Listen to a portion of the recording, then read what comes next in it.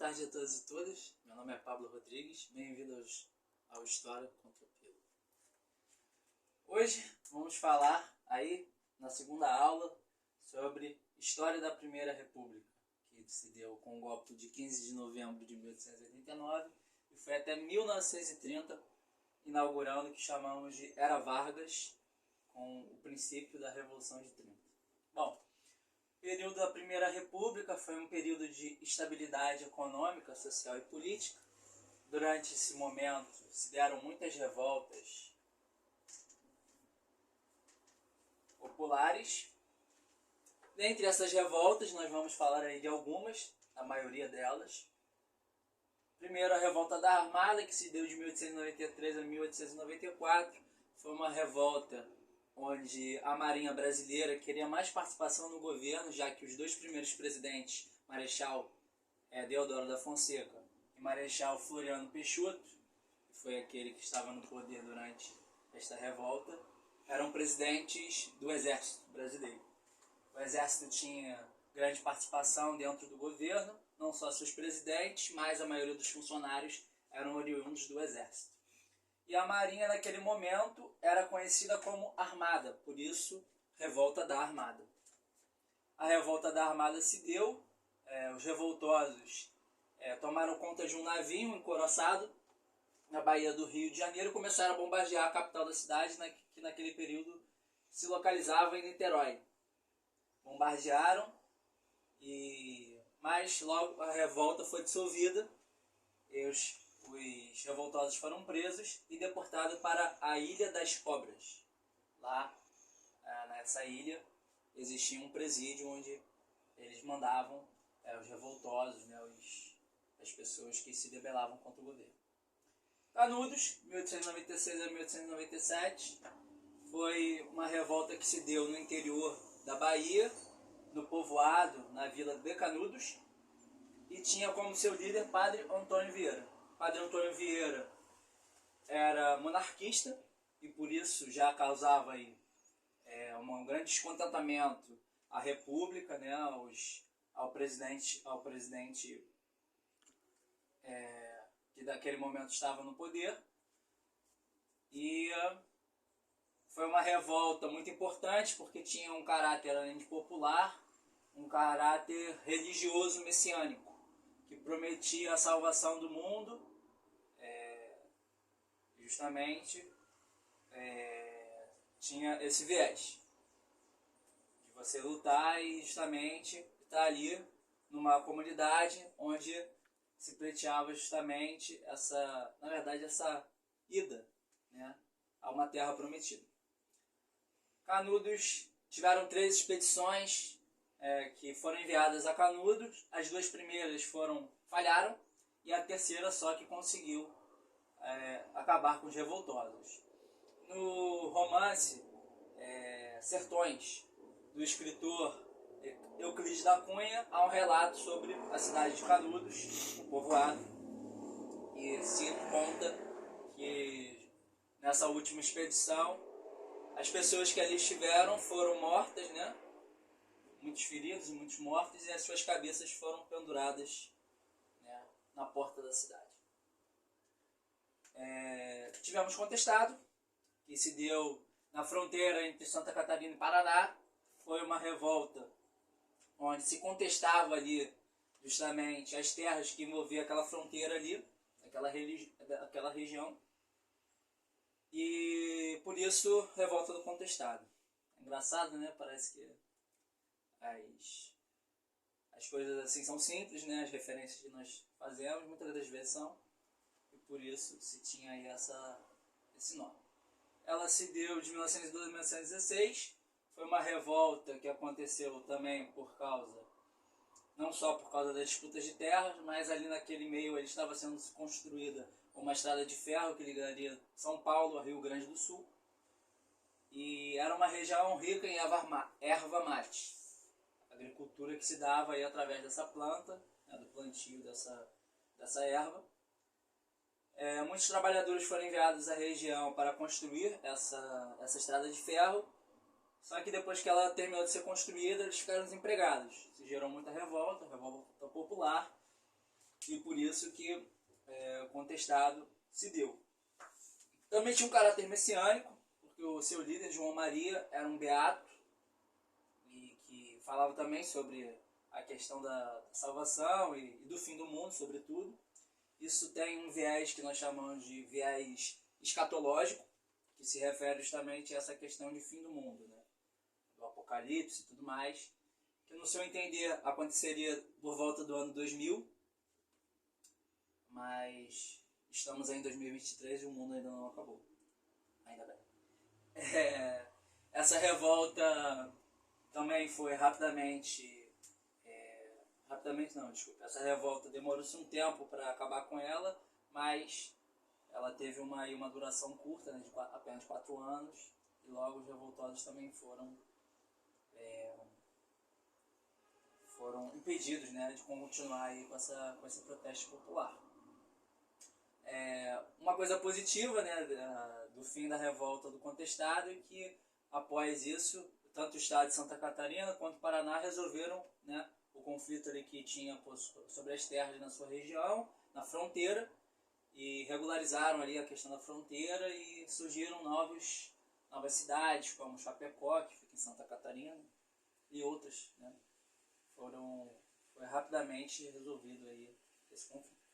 A revolta da vacina, que foi uma grande revolta que aconteceu no estado do Rio de Janeiro, ela se deu no ano de 1904 e ela está ali agregada, está acoplada dentro do conjunto de reformas do prefeito Pereira Passos. Pereira Passos, que era um engenheiro, sua natureza, né, mas que ele entendia que a cidade do Rio de Janeiro deveria passar por reformas, né, por uma modernização, né, na cidade, retirando dali muitos cortiços, casas populares, e a maioria dessas pessoas acabaram saindo do centro da cidade e indo em direção aos morros, o que se deu do surgimento das primeiras favelas.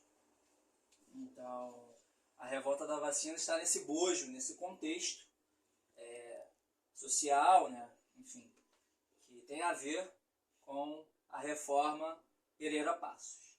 O presidente dessa época era Arthur Bernardes, que deu todo o aval para que Pereira Passos, juntamente com Oswaldo e sanitarista, o médico e sanitarista Oswaldo Cruz, fizesse o emprego, né, da vacina.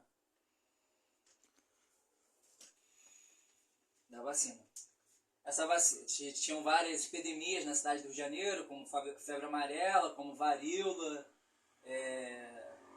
peste bubônica também. E estava tendo um surto na cidade do Rio de Janeiro e resolveu-se aplicar as vacinas. Por ironia ou coincidência ou não, com o momento o momento anterior que vivemos nos últimos anos, devido à pandemia do coronavírus, as pessoas se revoltaram contra a vacina, mas não pela vacina em si, e sim pela forma como ela era aplicada. As pessoas invadiam a casa, né, o médico invadia a casa das pessoas junto com as autoridades, a polícia, e aplicava essas vacinas, muitas das vezes, na região das nádegas, né, ou na perna das pessoas, o que gerava muito descontentamento, muita revolta, sobretudo dos pais de família. Então tinha uma questão aí da moralização, que isso feriu os costumes e, sobretudo, também a privacidade dos lares da família tradicional brasileira. Essa revolta teve um grande contingente popular, ônibus, postes de luz, ruas, bondes foram depedrados, né, e destruídos durante essa revolta, que apenas se deu no ano de 1904, mas ela teve uma grande importância dentro desse contexto social que vivia a capital do Brasil, que era Rio de Janeiro. Rio de Janeiro foi capital até a década de 60, quando se construiu o Brasil. Revolta da Chibata, no ano de 1910, que ela está ligada diretamente à questão da escravidão. Apesar da escravidão ter se dado no ano de 1888, um ano antes do fim da monarquia, o que contribuiu diretamente para o fim da monarquia já que a escravidão era a base da sociedade, a base econômica da sociedade brasileira, e envolvia toda uma série de categorias, de conjuntos, né, sociais que dependiam ali do exercício, do emprego da mão de obra escrava, como os senhores de escravos, os traficantes de escravos, os fazendeiros, latifundiários, né, donos de terra. A revolta da Chibata, ela acontece porque ela tem esse nome Chibata, porque os castigos que eram empregados na Marinha Brasileira, sobretudo, eles eram empregados com o uso da chibata. Então, os revoltosos também tomaram conta do navio, ameaçaram bombardear a cidade do Rio de Janeiro.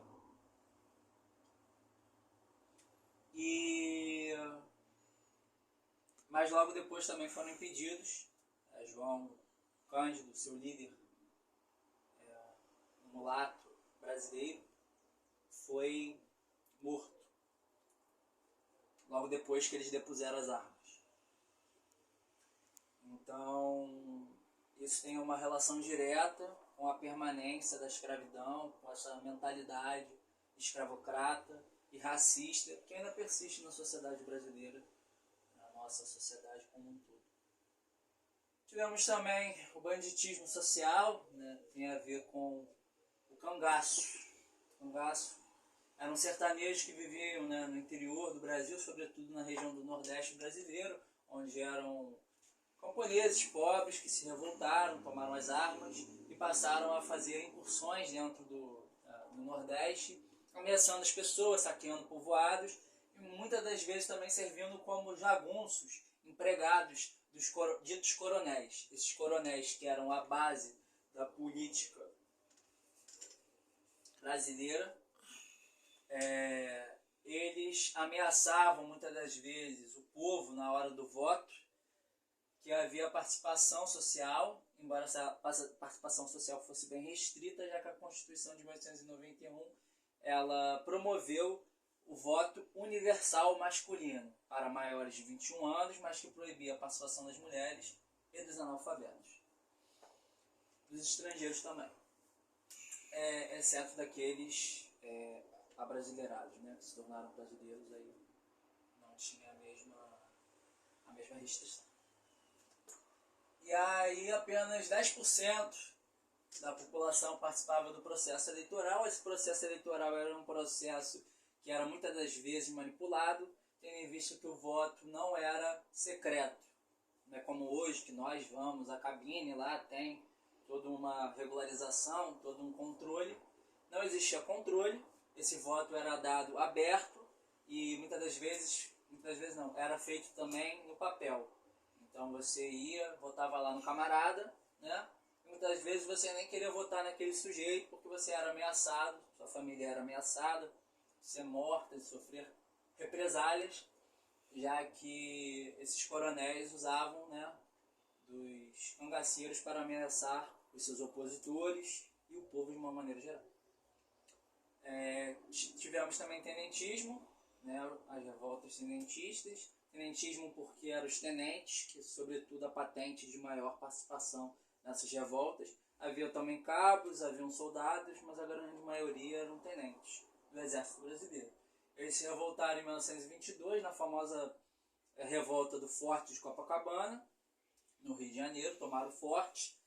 E depois de 1924, em São Paulo, e também no que chamamos de Coluna Prestes. Percorreu sobretudo o estado do Rio Grande do Sul, num percurso, numa caminhada de mais de 25 mil quilômetros. Desse movimento surgiu uma grande figura de suma importância para a política brasileira, sobretudo após 1922, que foi Luiz Carlos Prestes.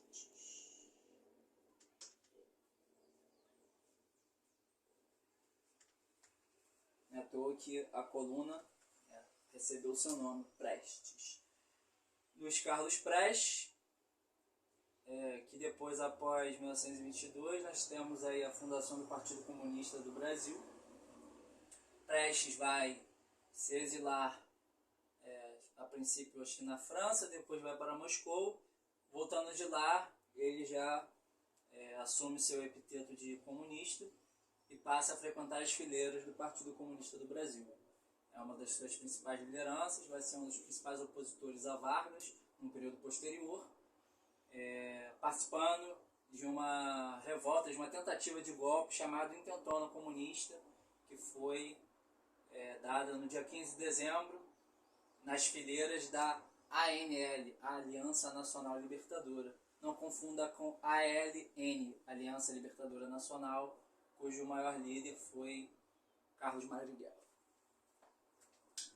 Dentro desse cenário todo de caos social, econômico, pois a economia brasileira sofria também as suas curvas, né? Tivemos a Primeira Guerra Mundial, em 1914, onde se sofreu grande diminuição nas exportações brasileiras, que seu principal produto era o café ainda, né? Durante esses anos, as décadas de 10, 20 até 30, final do século XIX até o ano de 1930, até posterior mesmo. Era o principal produto primário exportado. Então a economia brasileira teve que tomar mais fôlego, se tentou as primeiras tentativas de industrialização com o Barão de Mauá. Então se começaram a produzir gêneros que já se exportavam do exterior, gêneros básicos, né? Como tecidos, como questão sapatos e sabonete, etc. Essas coisas básicas, né, que tem a ver com o cotidiano das pessoas. Em meio a todos esses problemas, o presidente da época, que agora não me lembro exatamente quem foi, instituiu uma coisa chamada política dos governadores. O que era a política dos governadores? Pablo, eu digo para vocês. A política dos governadores ela se baseava numa estrutura onde você tinha o presidente, né, lá em cima, os governadores no meio, os coronéis na base. Esses coronéis, eles, como eu falei, eles tinham uma grande influência política, uma influência de... não só, na verdade, com a questão do apoio dos jagunços, na questão das ameaças, mas ali no favorecimento, prestando alguns favores, né, para algumas pessoas, estabelecendo relações de compadrio, né, que nós chamamos. Onde há um padrinho que, né, financia ali, muitas das vezes, inicia as pessoas na política e faz, dá uma cesta básica, muitas coisas que ainda acontecem até hoje no interior do Brasil. Né? Esses coronéis, eles angariavam votos para os governadores, esses governadores elegiam o presidente, tendo em vista que nessa época não existiam eleições diretas, só indiretas. Então não se escolhia diretamente o presidente, você tinha que votar em alguém, no caso, esses eram os governadores que elegiam o presidente, faziam um colégio eleitoral e eles escolhiam o presidente. Essa época também conhecida, a política dos governadores está inserida dentro de uma coisa maior chamada política do café com leite. Na verdade, era a política do café com café, já que São Paulo era o primeiro produtor de café e Minas era o segundo, dentro da economia agroexportadora brasileira. Esse acordo era um acordo onde existia ali uma sucessão de presidentes entre presidentes mineiros, presidentes paulistas, exceto no ano de 1930, que se deu a crise desse sistema, porque Washington Luiz era um presidente paulista também, que viria a suceder o presidente anterior, que era paulista também. Então, no caso, você tinha aí que, na verdade, como já vinha acontecendo nos outros anos, ter, né, assim, um presidente mineiro, um paulista, um mineiro e assim sucessivamente, mas não foi o que aconteceu e por isso isso abriu margem para que as oligarquias dissidentes, as oligarquias divergentes, que se pautavam em uma outra forma em outros produtos de exportação, como a oligarquia gaúcha, que sustentou Vargas, a oligarquia baiana e outras oligarquias, apoiassem Getúlio e ele conseguisse dar o golpe e inaugurar o que nós chamamos de Era Vargas. Minas também era responsável por fornecer a maioria dos deputados para a Câmara. Tinham muitos políticos mineiros, então muitos quadros foram direcionados para para o sustento, né, dessa estrutura.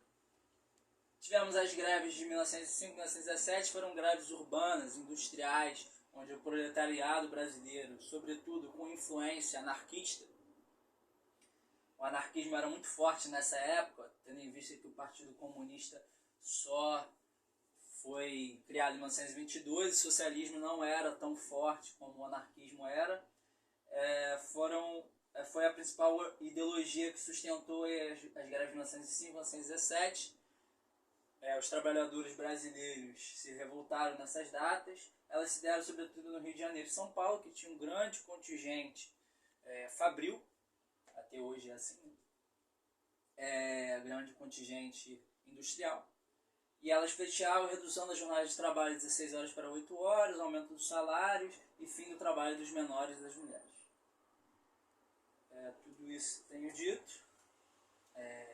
Então, em 1929 nós temos um fato importante, até mundial, que foi a crise financeira de 1929, o crack da Bolsa de Nova York, que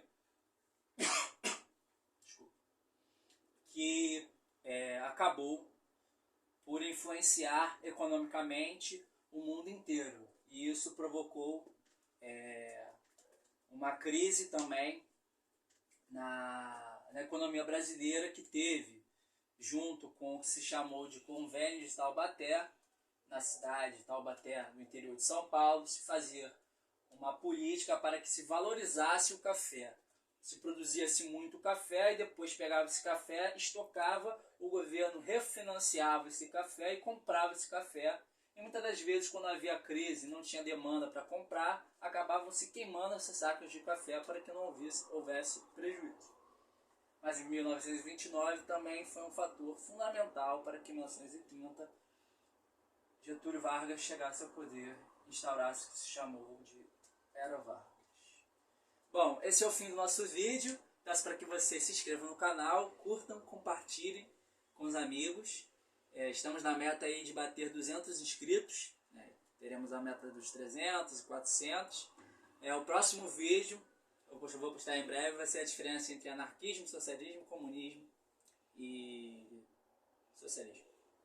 Socialismo, anarquismo, comunismo e fascismo. Muito obrigado, meu nome é Pablo Rodrigues e até a próxima.